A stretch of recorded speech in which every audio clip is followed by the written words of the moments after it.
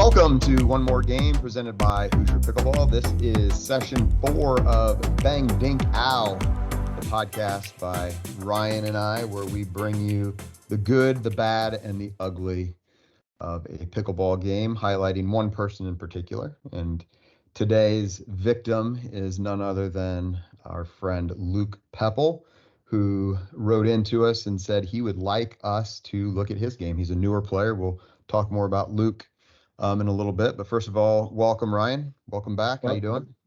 Welcome. Super Bowl Sunday here, so just getting the wings and pizza ready for this evening. That's right. Super Bowl Sundays right now. This podcast will release in the morning. So when you're listening to this, you'll know the outcome of the game. What you got a prediction for us for the Super Bowl?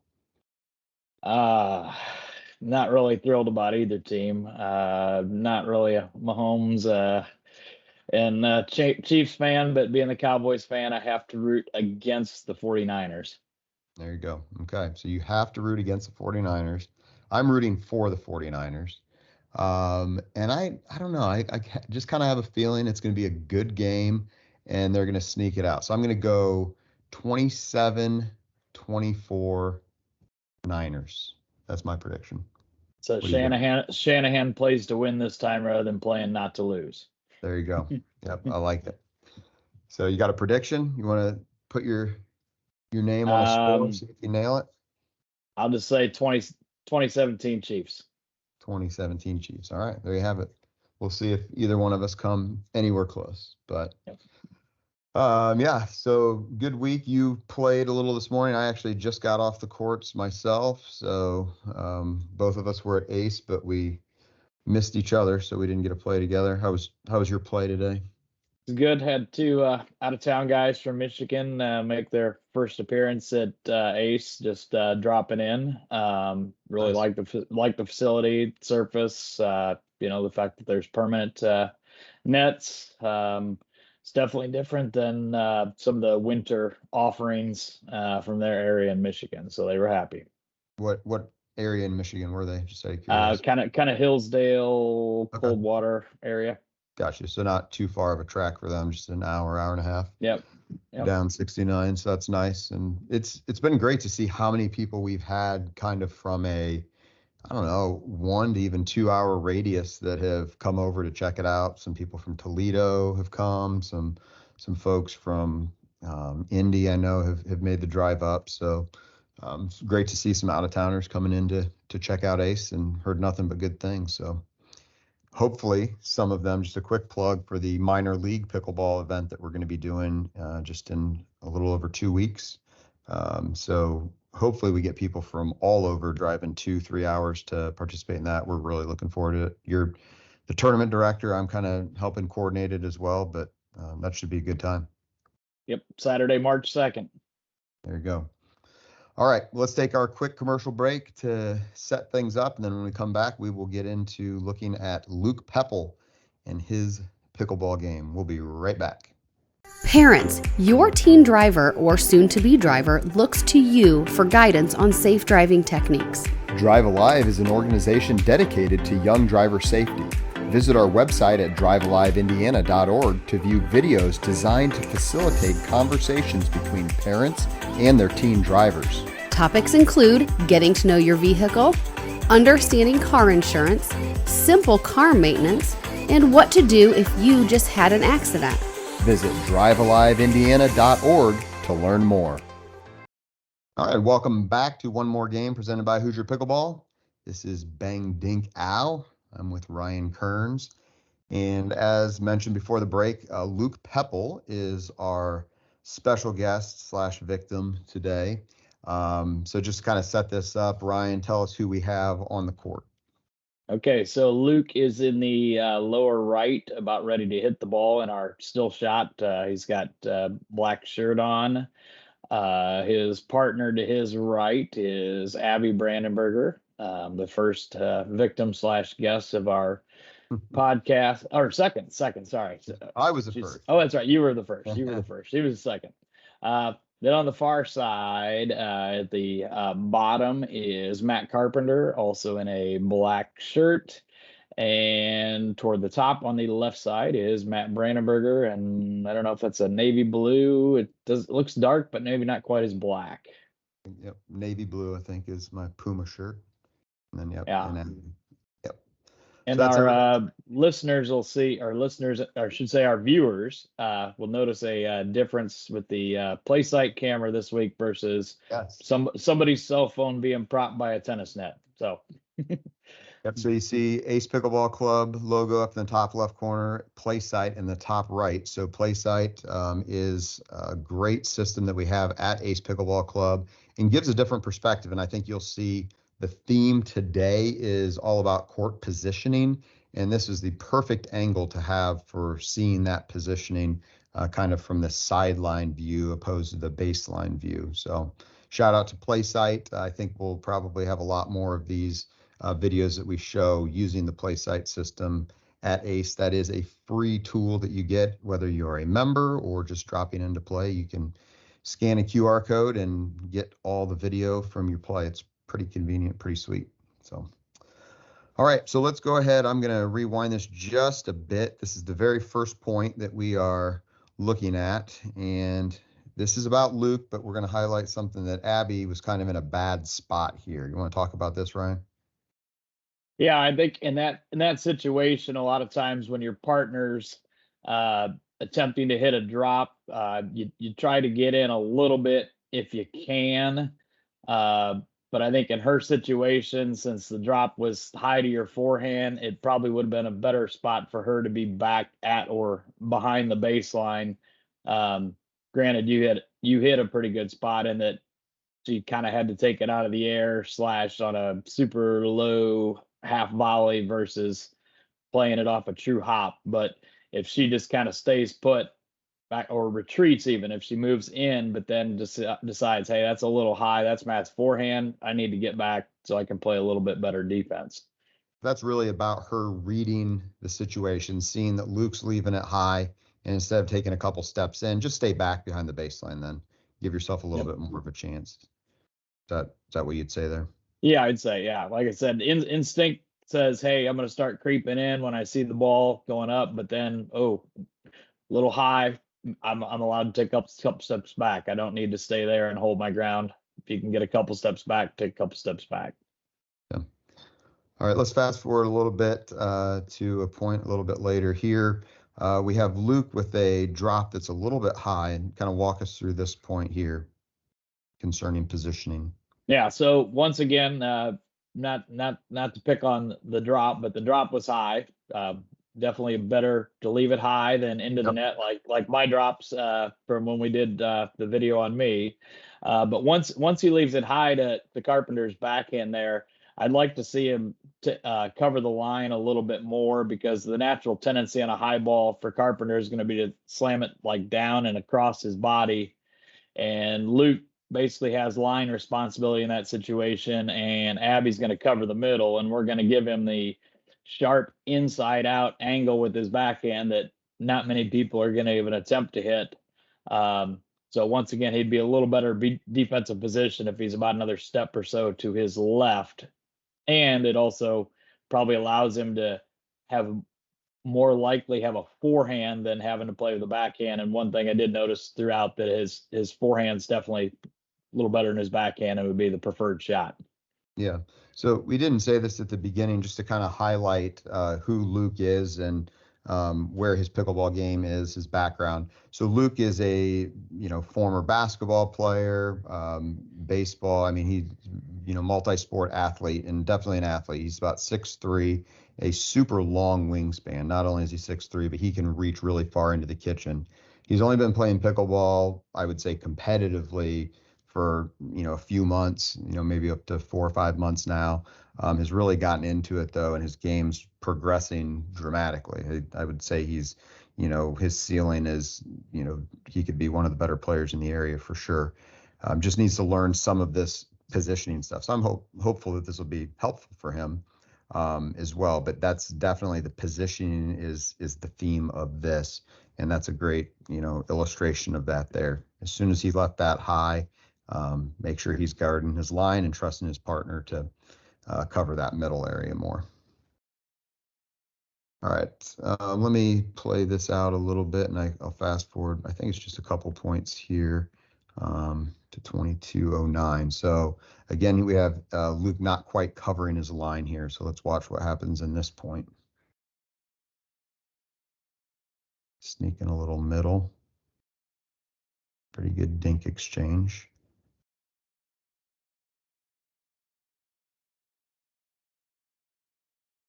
Yeah, what'd you see there? Another instance of him not quite covering his line towards the end of that point? Yeah, I mean, I thought he was in a good spot initially in the middle because the ball was over on Carpenter and Abbey side up toward the top for a bit, but then once it got dinked to your forehand, he definitely has to slide because he has line responsibility. Abby's got middle, and especially in that situation because the ball that came to you was at or above net level, which means down the line is the way to go if you can attack. Had the ball been a little bit lower, he doesn't have to be quite as concerned with the line because you'd have to hit up on the ball. But in that situation, slide a little bit more toward the line. So yeah, really, he sets himself up a really nice dink here that got really wide, and I like his position there. He slid over Yep. and is, covering middle of the court, even has a step onto the right side. Then when it goes back to Abbey, he needs to be sliding back, knowing that it could be coming, staying a little bit more straight across from me. And he's a little bit hugging middle too much. I recognize that with it being on my forehand, see a lot of space down that line, and I'm able to get just enough on it to get it by him, and he can't quite get it back in. He almost caught that line there, to be honest. Yep. So. I think it's also a little bit different on that side being his backhand versus if it was a similar situation with Carpenter getting a high ball that he would go down his line to Abby's forehand. Abby's going to have a little more reach with her people are going to have more reach on their forehand side than their backhand side, and a stronger forehand in most cases to counter that. Yeah. You made a point on this one. They did win the point, but you said you'd like to see Luke take the fourth shot here, and maybe that's more of an indictment on Abby. So the fourth, right there, Abby kind of takes it on the bounce. You'd rather see Luke take that. Is that right? Yeah, and this is not necessarily a case of forehand takes middle. There are a lot of cases where backhand's going to take it, or somebody in Abby's position is going to take it because she's already up and established.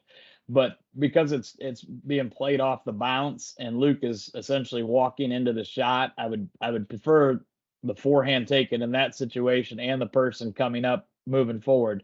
If it was a higher ball, I wouldn't mind Abby taking it with like a backhand flick or a roll out of the air. But because it was played on the short hop and she just basically bunting it back off with her backhand, I think Luke would do a lot more damage with, say, his forehand in that scenario. Yeah. We weren't originally going to talk about this, but I think this is, again, kind of a higher level thing. This is interesting. Abby sends Carpenter pretty wide here. Matt plays a very nice ATP, but you'd like to see Luke be a little bit wider here, right? Covering that line. Yeah, in most cases you got to get maybe a little bit wider or get there a little bit quicker. But once again, Luke is a little newer to higher level games where ATPs and Ernies, and we'll get to the Ernies later, but some of those shots happen a little more frequently than maybe at the intermediate level. So it kind of takes some time to adjust to not only hit those, but to defend those. Yep, for sure. Just a little bit slow, and Luke's quick enough and athletic enough. Once he starts to recognize those, he'll be able to get there easily. So speaking of Ernie's, here's a point we wanted to be sure to highlight. So we'll let this one play out and then talk about it a little bit. Pretty good point, getting into the dink game, but then I get a little Ernie action on him. Kind of walk us through this, Ryan. Yeah, and honestly, I thought it was a pretty good move by you, and that you did hold kind of the middle of your half of the court. So you're right there, the middle. You're not going over giving it away too soon. You kind of wait, and now you make your move once his head's down. So on your, it was a nice move. And smoke alarm. But anyway, on his end, ideally, I'd like to see him reset more to the middle. It's kind of one of those things, everybody's been earning at the higher levels, but the play really is to try to reset a little bit closer to the middle so that you can't be earning when you're pushed that wide. Yeah. All right. Is everything okay with the smoke alarm? Is it your wings getting a little? Yeah. We just got an oversensitive smoke alarm in the kitchen. It just goes off on anything. All right. Well, we did need to zoom in here because there were some inquiries of whether or not my foot was on the line. So let's see here. Is it my right foot? Is that what you're saying? Ooh. I think it was the right foot. I think it was good. It was close. I think there was a moment where I was wondering if you possibly stepped through the kitchen, but once again, you probably were fine. It was one thing where the camera angle wasn't definitive. But I think you were good getting across. I think it was that step across that couldn't tell if you see space or not. But so it was good. We'll go with the play stands based on that one. Play stands. Okay, play stands. Not confirmed, but we'll go with play stands on that in honor of the Super Bowl. We can do more things with our cameras than the PPA can. So hey, a little shot at the PPA. Great. All right, let's go forward a couple minutes. I'm serving here. Abby gets in trouble. I'd like to see Luke drop back a little bit. So looking at some court positioning here. Oh, let's go back and see that happen pretty quickly there. So really Abby leaving that shot high. Not sure how much I don't think Luke would have influenced it, but you're basically just saying here, as soon as it's high, Luke get back and maybe try to help. Yeah. That really puts it in a good spot where I don't think Luke would have been able to do anything with it. If anything, Abby should be retreating even a little bit more, but she had to kind of guard her line also, I guess. Yeah, that was a situation where like he retreated almost toward the sideline initially or straight back rather than middle. But however, like you said, it's Abby could probably retreat back. Plus, it's probably going to be Abby's ball anyway, rather than Luke trying to play a backhand off the back pedal versus Abby being the deeper player playing the forehand. But just more as a instructional. It wasn't necessarily a flaw and that cost their team the point, but more of an instructional tip there in terms of drop to the middle, give them the angle, try to take away the middle and then down the line first. Yep. So just a review for our newer listeners, basics of Pickleball 101 is you're wanting to try to move up to get to the kitchen line. And in this point, we see Luke kind of retreating a little bit more. You'd like to see him get to the line a little bit more on this one. Did I go too far? 28-41. Let me go back to watch this point here. Won the point, but would like to see Luke get all the way to the kitchen line.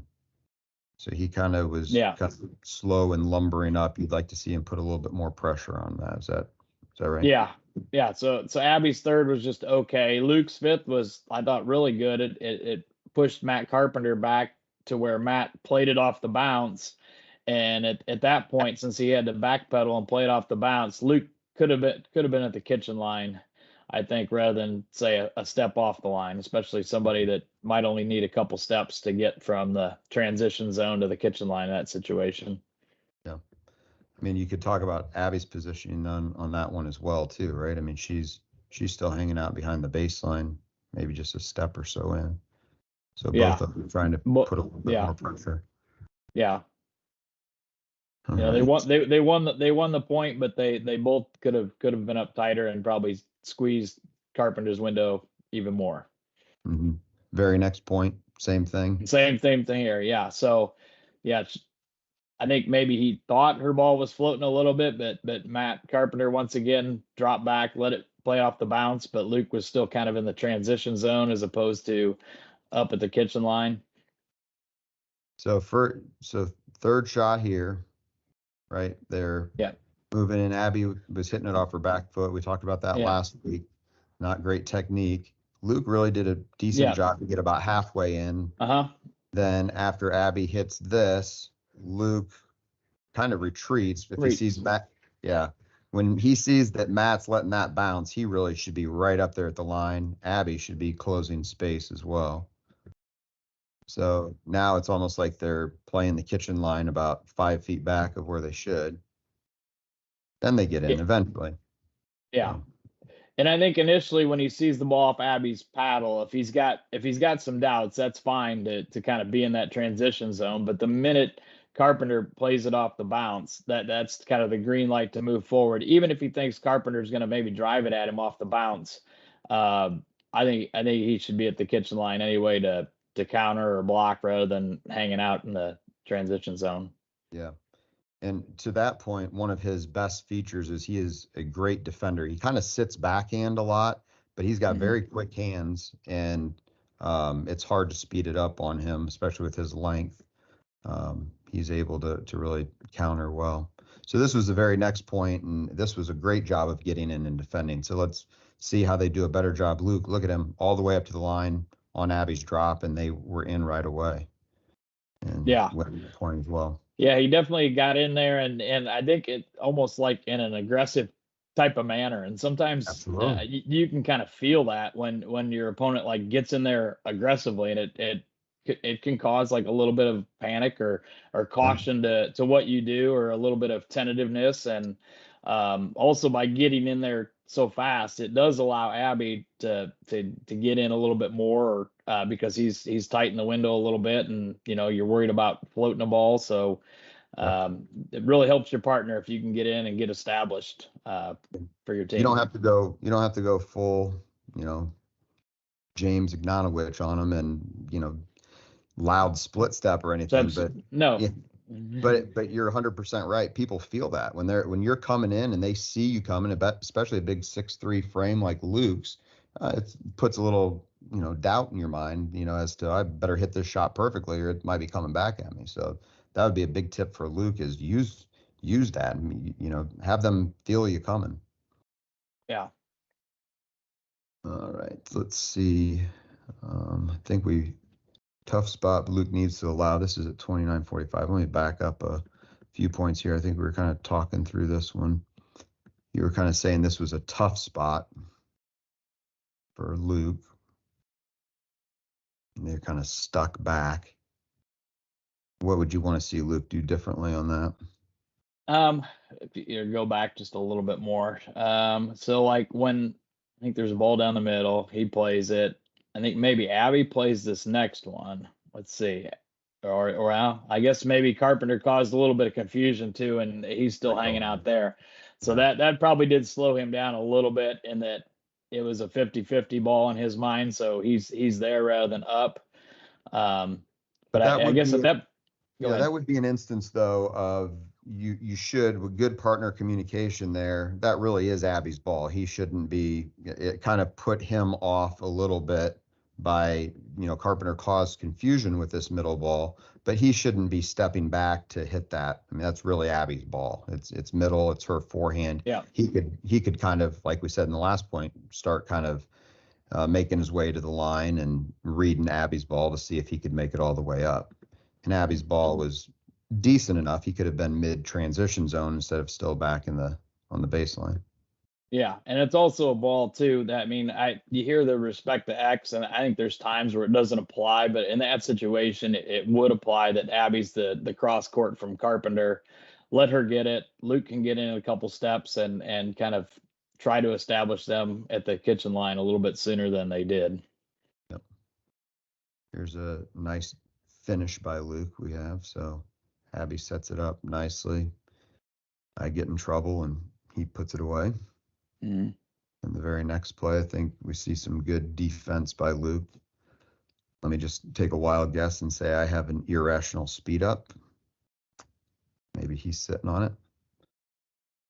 Abby, a nice reset. Yep, exactly. Yep. It's like I know myself. But yeah, good play by Luke there. Yeah, he does appear to have quick hands. Like I said, I don't really have any experience playing with him, so some of the things in going through the video were hard for me to dissect, because I don't know maybe what he is and isn't capable of doing, but the quick hands I picked up on for sure. Yeah. So I tried to disguise a little dink and then sped it up, but if you're going to speed up, you can't speed up at a guy who likes to sit backhand, and he just punched that right through. Matt actually did a good job of getting it back one more time, but set Abby up for the kill. So it was well played by them. Credit where credit's due. Fast forward in here a little bit. Kind of highlighting another good point that they had together. I think Abby did a nice job on this one at 32-28. Start there. Luke's wife, Kelsey, also is, becoming, she might be another guest on here before too long. She has very good resets and good dinking ability. Pretty good point here.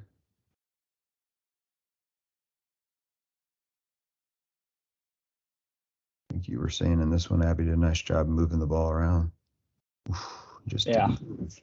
Yeah, she did everything right that point. I thought that there were a few dinks where she was on the defensive, and without popping it up and without trying to do too much, did a fairly good job of not allowing you or Matt to like hit the same shot like twice in a row. So, kind of make you get off your spot a little bit, or change it up a little bit. And then once she got neutral, she did do a pretty good job of moving the ball around and setting herself up with a nice opening that we've all been there and just happened to miss it. Yeah, and really that's one you just need to roll it, right? She kind of tries to punch it through the middle and just puts a little too much on it. You roll that one and probably find that space. All right, let me go ahead to 36-14. We had another point where we talked about Luke's fourth. So a lot of talk about the fourth shots here. So Luke's already up at the line, and you'd like to see Luke take the fourth out of the air there. Kind of retreated a little bit.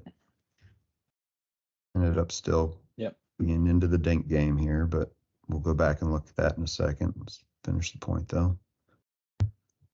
Pretty good dinking here back and forth. Yeah.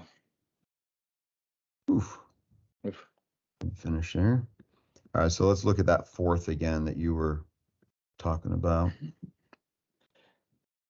So Luke's with his length, I think he can definitely take this one out of the air. And you see, or can't see, I should say, Matt Carpenter barely on the screen when he's hitting the third.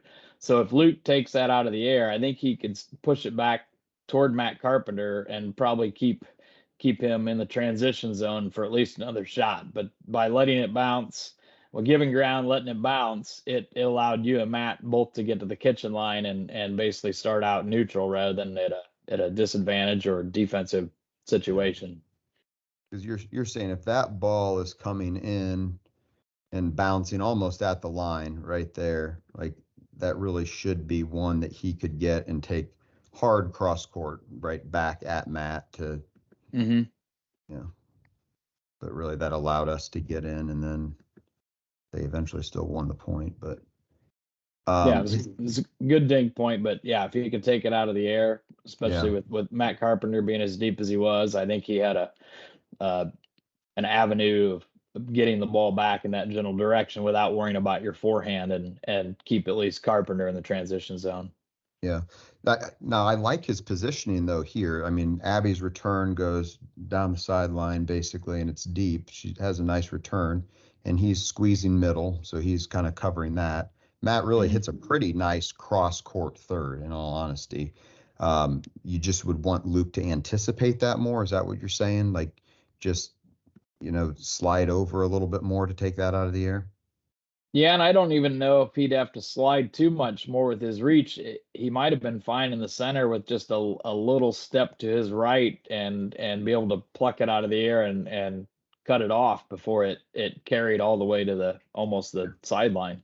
Yeah, because he kind of retreated is what you're saying, instead of just shuffle those feet along the kitchen line instead of retreating and letting it bounce.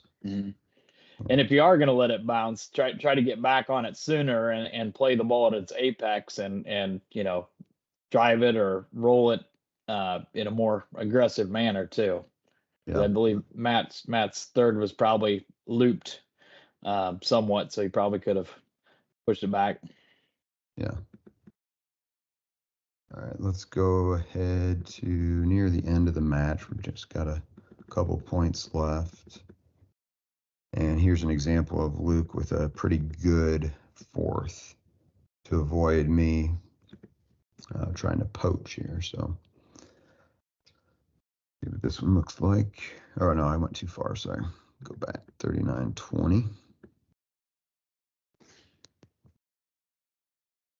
So Luke comes forward, and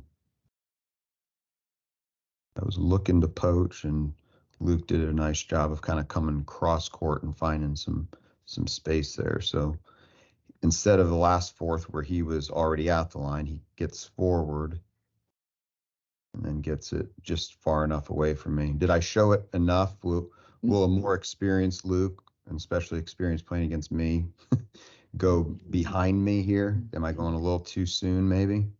No, I think he did a pretty good job with it. He got in, and then he realized, no, I'm not taking it out of the air. So he got back on it a little bit. I know the ball still kind of gets on him a little bit here, but I think he does at least get his weight to his back foot, so he is able to push. So you can see Matt Carpenter's basically halfway between the baseline and the kitchen. So he does kind of push this fourth, deeper than the last fourth.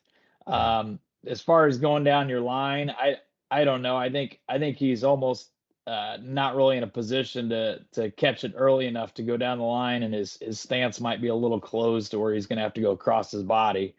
I think given the situation, they probably, I don't know if they won the game or not, but probably the fact that they didn't have a big lead at any point, pushing it back to Carpenter was probably the right play, since he wasn't 100% established. Just watching myself here, I think I recognized I didn't start to poach until I saw it bounce. And so as soon as I see that Luke retreats a step, that's when I came in thinking, okay, this is now a ball that he's going to, let bounce and probably going to go cross court. I guess if you're playing me, the thing to do here is let that ball bounce, make me commit to that poach, and then just come back across my body. He would have had a wide open shot there, but that was a nice job by him of keeping it low and getting in there. So I don't know how this match ended, to be honest with you. I don't remember if we won or lost, but this next one here is the end of the game, it says. So we'll see how this plays out. I think this is the last point. I think we were serving, so we must have won it, but nice job in the dink game. A lot of good dinks in this one, but yep. Luke just kind of missed that one there. So let me stop the share and bring it back to you and I. So thoughts there on the game in general, what you would highlight for Luke to really want to work on? Well, the positioning, and really all of us, one of the highlights of your video was just some positioning, specifically right side positioning. So really anybody and everybody can benefit from that. And that's one thing that play side will help people, like, oh, am I really that far there? Or am I really, too close to this or not covering this? But like in his situation, especially being a mobile athletic person that, isn't going to take too many steps to get from point A to point B. I like to see him just get a little tighter to that line when he can, to put a little more pressure, and like everybody else, just make sure you got your line covered when ball's in front of you. Yeah. And thinking also about position, I don't think about this enough, but when we teach, a lot of times for just kind of the fundamentals, we say you want to kind of stay in front of the person, in front of you, that your opponent in front of you, as they slide, you're going to slide. And there were a couple times that he got a little too far to one side or the other. So that might be something good for him to think about, or other listeners, no matter what level you're at. There's obviously nuance to that, and there's going to be times that you want to, fake one way or try to, draw people to do something different. But in general, that's kind of a good thing to think about, right? Yeah. And the higher the level you play, that your opponents are going to be able to hit their spots a little bit better, and that's where positioning is going to definitely pay off if he can get that dialed in of being in the right spot. Maybe is a little bit less experienced than the three other people he was with on the court, but I think the raw skills are there. If he just get the positioning and the experience down, then he'll be in good shape. Absolutely. Then the one other thing we saw a few times was just those fourth shots and when to take them out of the air, when to let them bounce. I hate to teach against this because I feel that the tendency for a lot of people is to take too many balls out of the air. They get into this, habit of reaching and leaning when they shouldn't. So I typically will say, hey, that's a ball you can let bounce and, try to get people to let it bounce more. Luke actually is one I'd kind of go the opposite on and say, use that length that you have and take more balls out of the air, especially on those fourth shots where you can keep your opponent back and not allow them to come in. You agree with that? I agree with that. Yeah. Yeah. I think people maybe that are a little bit shorter or don't have quite the wingspan are more likely to play some balls off the bounce because then it'll bounce up, a little more attackable height, say for a shorter person. That's one of the benefits of being shorter, that the lower bounce is a little more attackable than say off a big person. But yeah, I think in his case too, yeah, taking more out of the air. Maybe he'll get that little flick or roll down, or if nothing else, I think he's got enough reach to punch some of those, punch him back. So absolutely, yeah, and he does have good touch as well. So even if it's just a little deflection, to reset it or to get it into the kitchen area too, that can be a fine shot for him to work on also. All right. Well, Luke, I hope that was helpful for you. I hope our other listeners and viewers out there found a couple little tidbits as well. As always, send us your videos. We're starting to get some more traction with this Bang Dink Ow podcast, and we'd love to take a look at yours, especially if you're an ACE member. So simple. All Luke did was send us the link to his play site video that he had recorded, and Ryan and I were able to view it, look at it, and put this together. So anything else, Ryan? No, I thought, I guess I didn't really touch on this in our notes too much because, like I said, wasn't quite sure of maybe some of the things he can and can't do, but I thought he dinked pretty well, considering that the three of you guys are more experienced tournament players that are used to higher level games and moving the ball around.